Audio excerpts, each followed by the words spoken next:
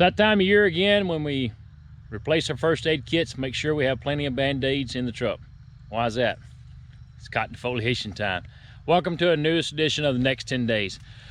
We're going to talk a little bit about cotton defoliation. Now, I'm not going to give you a concoction or a mixture to go spray, because you all know as well as I do that mixture is going to change area by area. It's going to change week by week, and it's going to change field by field. You know, we're September the 22nd, so we're in the middle of a really cool spell. I'm going to suggest not defoliating cotton for the next 2 or 3 days. Now, once we get on the backside of this cool spell and temperatures start warming up, then we can think about putting some foliants out and getting some of these leaves knocked off. But then if we talk about field to field, is plant growth management. You know, we're evidently in a very tall field where we kind of let this cotton get away from us a little tall for my liking. So it's going to take more or a different mixture to get the leaves off this field than it will some fields where you have a little better plant growth management. The other thing you want to think about too is what's the fruit load on that plant? Did you have a lot of plant bug damage? There are some fields out there that look really, really good from road. You got to get out in them, pull the leaves back, and it's eye-opening because there's not much fruit there. Plant bugs are really heavy this year, and adults did a lot of damage to us. And we're going to find some fields where maybe we were late or missed a couple of shots of insecticide that really did a lot more damage than we think. Then on the flip side, there's some really, really good looking cotton out there. And that's going to have a different defoliation method than, say, some of these poorer fields. The other thing to think about is, do I want a 1-pass or a 2-pass system? You know, if I'm going for a 1, I can condition that plant, you know, 21 to 30 days before picking, come back between that period, about 14 days, put my true defoliant on and get all the leaves off picking. So you need to line it up based on when you plan to pick this. Now, again, we're September 22nd. 30 days from now is almost November the 1st. We're the last week of October. So we're really, really getting late with this cotton crop. So there's 3 methods we can use. Of course, we have the percent open, you know, 60% open. But the problem with that is your 60% and my 60% may be a little different, right? We're gonna go out there and it's very subjective. I really don't like that method, particularly a year like this year where our cotton crop is all over the board. Second option is nodes above cracked bowl. So as you can tell, there's not any cracked bowls in this field. And so what I would normally do is go find my first cracked bowl and count my nodes 1, 2, 3, 4, all the way to the top of harvestable bowls.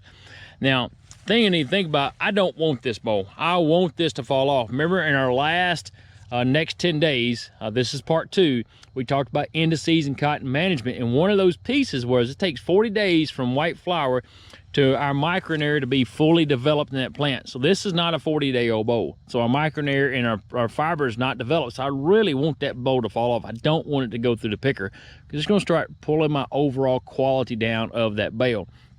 Same thing with this plant, this bowl here. And so I start getting this bowl and I can start counting. But again, we don't have any open bowls. So what do you do? Do you wait to freeze? Well, what I really like to do is come up here and start slicing bowls.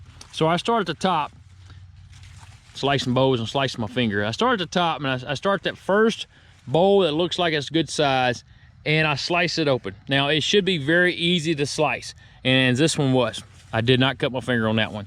Slice it open. I want to look at 2 things. I want to look at the fiber.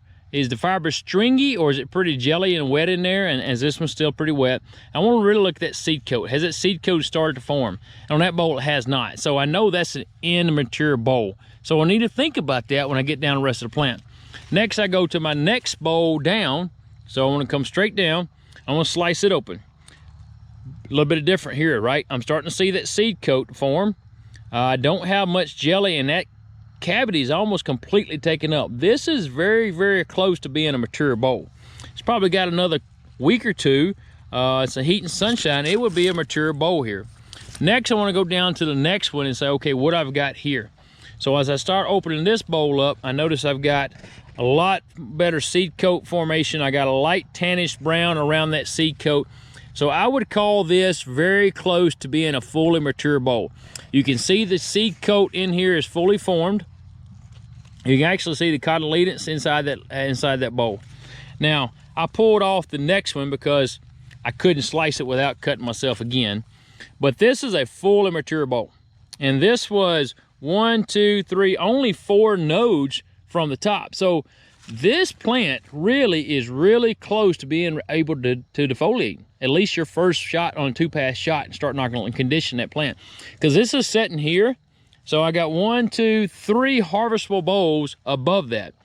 I'm probably gonna get ready to pull the trigger sometime in the next 10 days on this cotton crop to get the leaves off. I know this plant, this bowl right here, is gonna start maturing out really fast. Sunshine's gonna be on it, it's at the top of the plant. So I am gonna get some heat on that bowl and mature it out.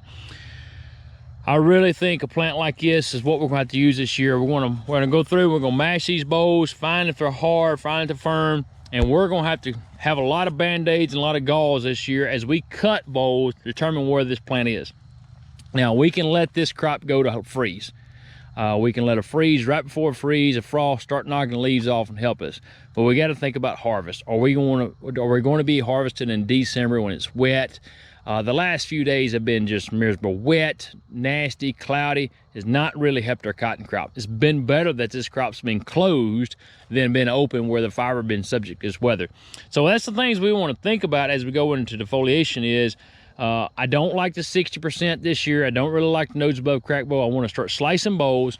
I want to find that bowl that is my last harvestable bowl that's mature. Then I want to start looking at that and going, how many bowls above that do I really want to go through that picker?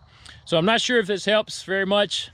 I'm as confused as ever on the cotton crop. This is probably the hardest cotton crop I've had in my career to try to figure out how to defoliate and when to pull the trigger on it. But again, if you got questions, I know I've talked to the cotton extension cotton specialists, and they're doing a lot of great work, a lot of defoliation studies, and looking at when to pull the trigger on this crop.